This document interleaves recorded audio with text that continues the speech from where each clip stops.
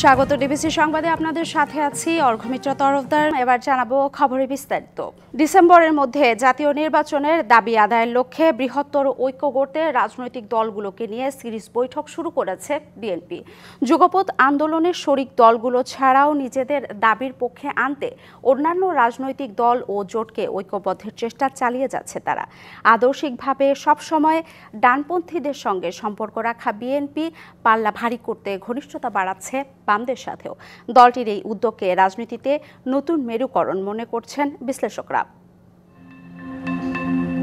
সংবিধান ও রাষ্ট্র ব্যবস্থার সংস্কার এবং অর্থনৈতিক মুক্তির লক্ষ্যকে সামনে রেখে 2023 সালে 13 জুলাই বিএনপি ঘোষণা করে 31 দফা। তার এক বছর পর গত বছরের 5 আগস্ট আওয়ামী লীগ সরকারের পতনের মধ্য দিয়ে রাষ্ট্র ক্ষমতার পট পরিবর্তন হয়। গঠন হয় অন্তর্বর্তীকালীন সরকার। সেই সরকার এরই মধ্যে রাষ্ট্র সংস্কারে বিভিন্ন কমিশন গঠন করে মতামত নিচ্ছে দলগুলোর। এ নিয়ে রাজনৈতিক দলগুলোর মধ্যে দেখা দিয়েছে নানা প্রশ্ন, বিতর্ক ও মতানৈক্য। দীর্ঘদিনের সঙ্গে জামায়াতে ইসলামীর সঙ্গেও বিএনপির দূরত্ব বেড়েছে এ বিষয়ে। অনেকে মনে করছেন বিএনপি চাইছে নতুন সঙ্গী বাড়াতে। আওয়ামী লীগের নেতৃত্বাধীন জোটের বাইরে থাকা দল, বিশেষ করে বামদের সঙ্গে ইতিপূর্বে পর্দার আড়ালে যোগাযোগ রাখলেও এবার প্রকাশ্যে ধারাবাহিক বৈঠক করে চলেছে দলটির নেতারা। সম্প্রতি রাজধানীর একটি হোটেলে বাম জোটের নেতাদের সঙ্গে রুদ্ধদ্বার বৈঠক করেছে বিএনপি নেতারা। এ বিষয়ে বিএনপির স্থায়ী কমিটির সদস্য ইকবাল হাসান মাহমুদ টুকু জানান, জাতীয় নির্বাচন দরকার। এই প্রশ্নে দেশের সব রাজনৈতিক দলই ঐক্যমত্য প্রকাশ করেছে। নির্বাচন যত ডিলে হবে, যত প্রলম্বিত হবে, তত দেশের সমস্যা বাড়বে। সেই জন্যই আমরা এরটা চিন্তা করে আমরা বিভিন্ন রাজনৈতিক দলের সাথে বৈঠক করছি এবং সেই অংশ হিসাবেই সিপিবি বাসদের সাথে বৈঠক করেছি, তাদের সাথে আলোচনা করেছি, তারাও আমাদের সাথে একমত হয়েছে। আর বাসদের নেতারা বলছেন তারা নির্বাচন নিয়ে আলোচনা করেছেন, জোট নিয়ে ভাবছেন না এখন। নির্বাচনে কোনো জোটের আলোচনা হয়নি এবং এই প্রসঙ্গটা এখানে উঠেও নাই। এখানে শুধু একটাই প্রসঙ্গ এসেছিল আমাদের, যে নির্বাচনটা করবার আগে কি ধরনের সংস্কারের জন্য এবং কি ধরনের সময়, সংস্কারের নামে সময়ক্ষেপণ যেন না হয়। বিএনপির সঙ্গে বৈঠক প্রসঙ্গে সিপিপির সাধারণ সম্পাদক রহিন হোসেন প্রিন্স মনে করেন, আদর্শিক ভিন্নতা থাকার কারণে তাদের সঙ্গে জোট হয় না, হয় কেবল ইস্যুভিত্তিক আলোচনা। তবে সাধারণভাবে এখনো আমরা মনে করি নির্বাচন ধরুন যদি আজকেই ঘোষণা দেয়, কালকেই আমরা আমাদের বাম গণতান্ত্রিক জোট এবং যারা বিকল্প শক্তি সমাবেশ ঘটাতে চায় নীতিনিষ্ঠ অবস্থান থেকে, তাদেরকে নিয়েই আমরা সকল আসনে প্রার্থী দিয়েই নির্বাচনে অংশগ্রহণ করব বলে এখনো পর্যন্ত আমাদের সিদ্ধান্ত, এবং এটাই আমাদের মূল কথা। রাজনৈতিক বিশ্লেষক কাজী মোহাম্মদ মাহবুবুর রহমান মনে করেন, কোনো বাম দলেরই ক্ষমতায় যাওয়ার রোডম্যাপ নেই, ফলে তাদের নেতাকর্মীদের অনেকে আওয়ামী লীগ কিংবা বিএনপিতে যোগ দেন। বাম বা ডান যে দলগুলোকে বলেন যারা সরকার গঠন করতে পারবে না বা সরকার গঠন করার ক্ষেত্রে বড় দলগুলোকে সেভাবে সুবিধা দিতে পারবে না ভোটের হিসাবে, কিন্তু তারা একটা সুবিধা দিতে পারবে, সেটা হলো বাংলাদেশের সুশীল সমাজের ক্ষেত্রে সুবিধা দিতে পারবে, রাজধানীর যে রাজনীতি সেক্ষেত্রে সুবিধা দিতে পারবে, প্রশাসনিক যে বিষয়গুলো আছে সেখানে সুবিধা দিতে, অথবা আপনি তো এটুকু বলতে পারেন যে রাজনৈতিক দল ভারীটা অন্তত হলো সার। নিজেদের দাবির পক্ষে দল ভারী করতে বিভিন্ন রাজনৈতিক দলের সঙ্গে বৈঠকের অংশ হিসাবে বুধবার গণফোরামের সাথেও বৈঠক করেছে বিএনপি। নুপুর মাহমুদ, ডিবিসি নিউজ, ঢাকা। যে কোনো মূল্যে এদেশে গণতন্ত্র ও ভোটাধিকার প্রতিষ্ঠার প্রত্যয় ব্যক্ত করেছেন বিএনপির ভারপ্রাপ্ত চেয়ারম্যান তারেক রহমান। প্রধানমন্ত্রী ও রাষ্ট্রপতির ক্ষমতা নিয়ে বিভিন্ন রাজনৈতিক দলের সংস্কার প্রস্তাবের সমালোচনাও করেন তিনি। বিএনপির রাষ্ট্র কাঠামো মেরামতের 31 দফা ও জনসম্প্রীতি শীর্ষক প্রশিক্ষণ কর্মশালায় বৃহস্পতিবার ভার্চুয়ালি যুক্ত হয়ে এসব কথা বলেন তারেক রহমান। কার ক্ষমতা বাড়বে, কার ক্ষমতা কমবে, কি হবে না হবে সেটাও দিয়েছি। আমরা স্বৈরাচারের রক্তচক্ষু উপেক্ষা করে দিয়েছি। অন্য যারা দিয়েছেন তারা কোন প্রেক্ষাপটে সংস্কার প্রস্তাব নিয়ে এসেছেন, কিভাবে দিচ্ছেন, এটি বিচারের দায় আপনাদের উপর আমি ছেড়ে দিচ্ছি।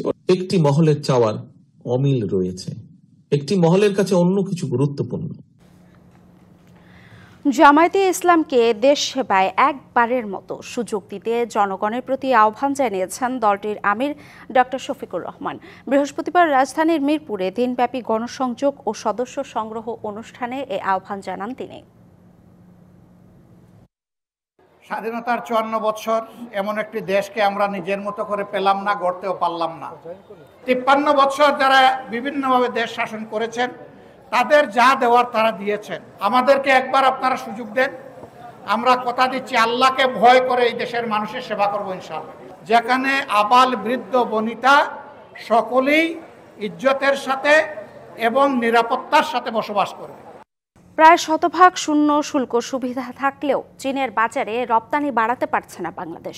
ব্যবসায়ী ও বিশ্লেষকরা মনে করেন এজন্য বাংলাদেশে চীনা বিনিয়োগ বাড়ানোর কোনো বিকল্প নেই। তাই বাংলাদেশকে আগে বদলাতে হবে বিনিয়োগ নীতি। গতানুগতিক জ্বালানি ব্যবস্থাপনা, কর কাঠামো আর অস্থিতিশীল মুদ্রাবাজার দিয়ে কোনোভাবেই চীনের সঙ্গে বাণিজ্য ঘাটতি মেটানো সম্ভব নয়, মনে করেন বিশ্লেষকরা। বিশ্ব জিডিপির প্রায় 17% দখল নিয়ে দ্বিতীয় বৃহৎ অর্থনীতির দেশ চীন, আর 0.41% জিডিপি নিয়ে বাংলাদেশের অবস্থান 36তম। দুই দেশের বাণিজ্যিক সম্পর্কে নজর দিলে দেখা যায় চীনে বাংলাদেশের আমদানির তুলনায় রপ্তানি খুবই নগণ্য। এই পরিস্থিতিতে চীন মার্কিন বাণিজ্য যুদ্ধের ডামাডোল থেকে ফায়দা নেয়ার সুযোগ রয়েছে বাংলাদেশের। তবে শুধু মুখের কথায় এ সম্ভাবনা বাস্তবে রূপ পাবে না, মনে করেন ব্যবসায়ীরা।